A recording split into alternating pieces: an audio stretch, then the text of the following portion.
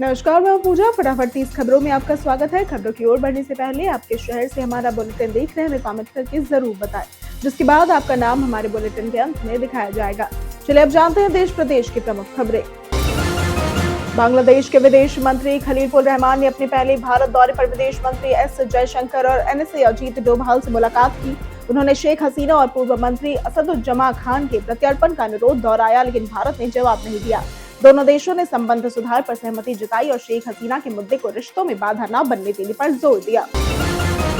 भारत ने अमेरिका और ईरान के 2 सप्ताह के सशर्त युद्ध विराम का स्वागत किया और हॉर्मुज़ स्ट्रेट से जहाजों के निर्बाध आवागमन की मांग की। विदेश मंत्रालय ने संवाद और कूटनीति से स्थायी शांति की उम्मीद जताई। ईरान में लगभग 7,500 भारतीय मौजूद है। अमेरिका ने हमलों को निलंबित करने की पेशकश की, जबकि ईरान ने सुरक्षा सुनिश्चित करते हुए आवाजाही की शर्तें बताई। सरकार ने आयुष्मान भारत योजना को आसान बना दिया है। अब लोग आयुष्मान कार्ड राशन दुकानों पर या ऑनलाइन बनवा सकते हैं। इसके लिए आधार, राशन कार्ड और मोबाइल नंबर जरूरी है।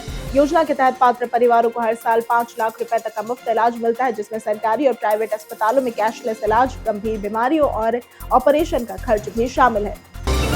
उत्तर भारत में बेमौसम बारिश और ओलावृष्टि से परेशानी जारी है। 10 अप्रैल को यूपी, बिहार, उत्तराखंड, मध्य भारत में बारिश, तेज हवा और गरज चमक के साथ बादल छाए रह सकते हैं। ओले गिरने की आशंका कम है। बिहार, बंगाल और झारखंड में हल्की बारिश और तेज हवाओं की संभावना है।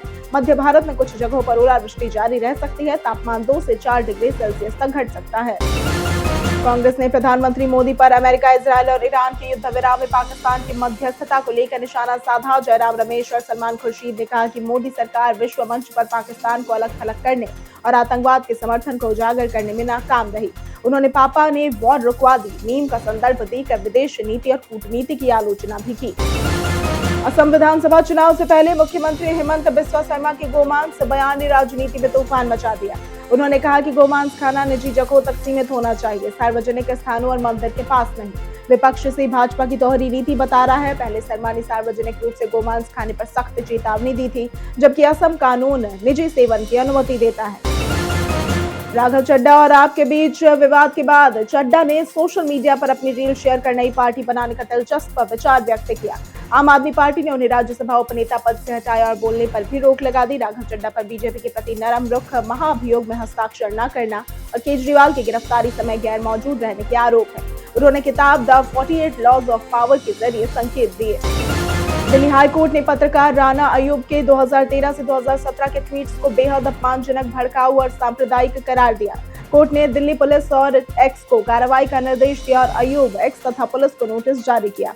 याचिका में आरोप है कि ट्वीट्स ने हिंदू देवी देवताओं और वीर सावरकर का अपमान किया और सांप्रदायिक वैमनस्य बढ़ाया है। अगली सुनवाई 10 अप्रैल को होगी। कांग्रेस अध्यक्ष मल्लिकार्जुन खड़गे ने केरल चुनाव प्रचार में गुजरातियों पर की गई आपत्तिजनक टिप्पणी के लिए माफी मांगी। उन्होंने कहा कि उनकी बातों को गलत पेश किया गया, लेकिन वे खेद व्यक्त करते हैं। भाजपा नेता भूपेंद्र पटेल और हर्ष संघवी ने इसे गुजरात और उसके लोगों का अपमान बताया और कांग्रेस पर गुजरात विरोधी मानसिकता का आरोप लगाया। बॉम्बे हाई कोर्ट ने गोवा में मोरमुगांव पोर्ट की जमीन पर अवैध रूप से स्थापित छत्रपति शिवाजी महाराज की प्रतिमा हटाने का आदेश दिया। कोर्ट ने राज्य सरकार की लापरवाही और अधिकारियों की कथित मिलीभगत की कड़ी फटकार लगाई। पुलिस और प्रशासन ने 19 फरवरी को उद्घाटन रोकने में कोई प्रभावी कदम नहीं उठाया। अदालत ने कानून व्यवस्था बनाए रखना सरकार की जिम्मेदारी बताई। गुरुग्राम में एक टेक्नीशियन को 45 मिनट के काम के लिए 900 रुपए देने की घटना सोशल मीडिया पर वायरल हो गई। इससे ब्लू कॉलर जॉब्स जैसे कि प्लम्बर, इलेक्ट्रिशियन और टेक्नीशियन की बढ़ती मांग और सुरक्षा उजागर हुई, जबकि एआई के चलते टेक सेक्टर की नौकरियों पर खतरा मंडरा रहा है। लोगों ने कहा कि भविष्य में असली स्किल वाले ही आगे बढ़ेंगे।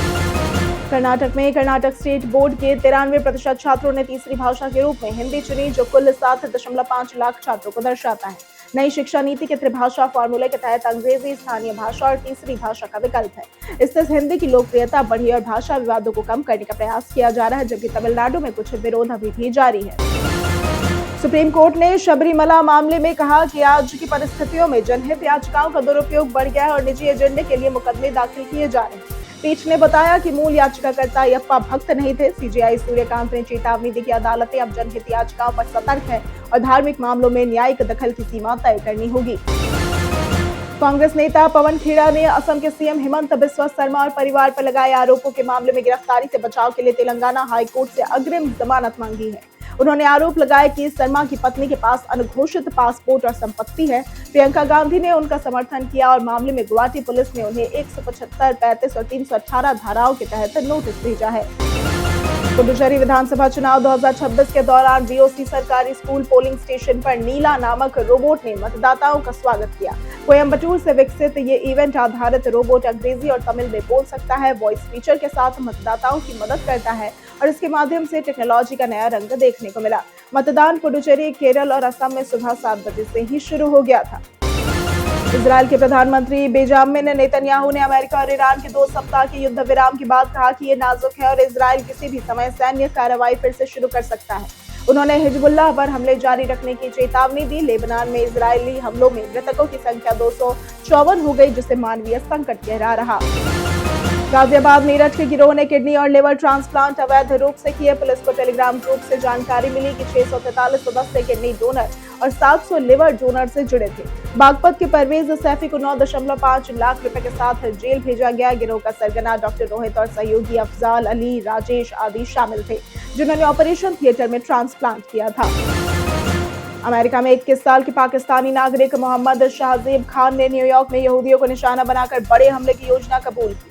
वो आईएसआईएस समर्थक था और 7 अक्टूबर 2023 को हमले की तैयारी कर रहा था। अगस्त में उसकी गिरफ्तारी हुई थी। उसने अमेरिका में घुसने के लिए तस्कर का उपयोग किया और हथियार भी जुटाए। उसे उम्र कैद हो सकती है। अजमेर के धोबी जितेंद्र कुमार को 598 करोड़ से ज्यादा के बैंक लेन देन के लिए इनकम टैक्स से नोटिस मिला। 2 साल पहले खोए पैन कार्ड का गलत इस्तेमाल कर पाली के डायमंड कारोबारी शत्रुघ्न सिंह ने अकाउंट खुलवाया था। कुमार ने बैंक और आरोपी के खिलाफ शिकायत दर्ज कराई। नोटिस के बाद उनका काम पूरी तरीके से ठप हो गया है। लोकसभा स्पीकर ओम बिरला ने गुरुवार को गोवा में कॉमनवेल्थ पार्लियामेंट्री कॉन्फ्रेंस का उद्घाटन किया और ये कार्यक्रम शासन और विकास की प्राथमिकताओं पर चर्चा, अंतर संसदीय सहयोग और राष्ट्रीय क्षेत्रीय मुद्दों पर संवाद बढ़ाने का एक मंच है। इसमें 2 सत्र होंगे, पहला 2047 तक विकसित भारत में युवा प्रतिनिधियों की भूमिका पर और दूसरा जोन 7 में व्यापार, पर्यटन, शहरीकरण, पर्यावरण व तटीय कनेक्टिविटी पर। आरएसएस प्रमुख मोहन भागवत ने कहा कि संघ का उद्देश्य अपने नाम को चमकाना नहीं बल्कि 100 वर्षों के कार्यों का श्रेय समाज को देना है। उन्होंने आरएसएस के कार्य स्वयं सेवकों की मेहनत पर आधारित बताए और किसी की कृपा को महत्वहीन कहा। नागपुर में राष्ट्र स्वराधना पुस्तक विमोचन पर भागवत ने इसे स्वयं सेवकों के लिए उपयोगी और संगठन के इतिहास और भविष्य को समझने में सहायक बताया। राजस्थान के हनुमानगढ़ पुलिस ने 29 वर्षीय सुनील कुमार को संदिग्ध गतिविधियों के तहत गिरफ्तार किया और वो पाकिस्तानी आतंकी शहजाद भट्टी के संपर्क में था, जिसके बाद युवाओं को भड़काऊ सामग्री साझा करने का आरोप भी लगा है। उसके खिलाफ पहले से 10 मामले दर्ज है। जांच में आपत्तिजनक सामग्री भी मिली है। विशेष टीम बनाई गई और सुरक्षा एजेंसी से संपर्क किया गया है। बेल्जियम के एंटवर्प की अपीली अदालत ने भगोड़ा हीरा कारोबारी मेहुल चोकसी की भारत प्रत्यर्पण की सिफारिश की। 7 में से 6 आरोपों जैसे कि धोखाधड़ी, खातों में हेराफेरी और गबन पर अदालत ने प्रत्यर्पण मंजूर करने का सुझाव दिया। केवल सबूतों में छेड़छाड़ का आरोप बेल्जियम में दंडनीय नहीं माना गया। सरकार अब अंतिम निर्णय लेगी।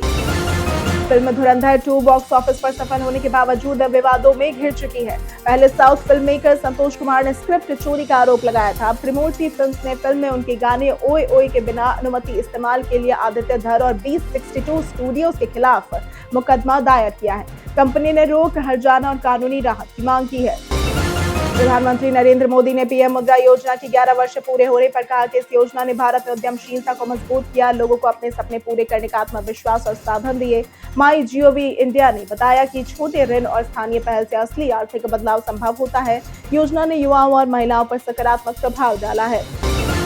मालदा राजनीति के दिग्गज पूर्व केंद्रीय मंत्री और मालदा दक्षिण के सांसद अबू हासिम खान चौधरी अलियास डालू बाबू का 89 वर्ष की आयु में कोलकाता में निधन हो गया। वे 1996 से 2006 कालियाचक विधायक और 2009 में लोकसभा सांसद रहे। उनके निधन से कांग्रेस को बड़ा नुकसान हुआ है। उनके पुत्र ईशा खान और भांजी मौसम बेनजीर नूर उनकी राजनीतिक विरासत संभाल रहे हैं। बंगाल विधानसभा चुनाव 2026 से पहले भवानीपुर में मतदाता सूची से हटाए गए नामों की संख्या 50,612 तक पहुंच गई। सुप्रीम कोर्ट के निर्देश पर न्यायिक जांच में 3,500 नाम अपात्र पाए गए। पूरे बंगाल में एसआईआर के तहत 91 लाख नाम हटाए गए, सबसे ज्यादा मुर्शिदाबाद में। विपक्ष ने लोकतंत्र पर सवाल उठाए हैं। भवानीपुर में ममता बनर्जी और शुवेंदु अधिकारी के बीच मुकाबला चुनौतीपूर्ण हो सकता है।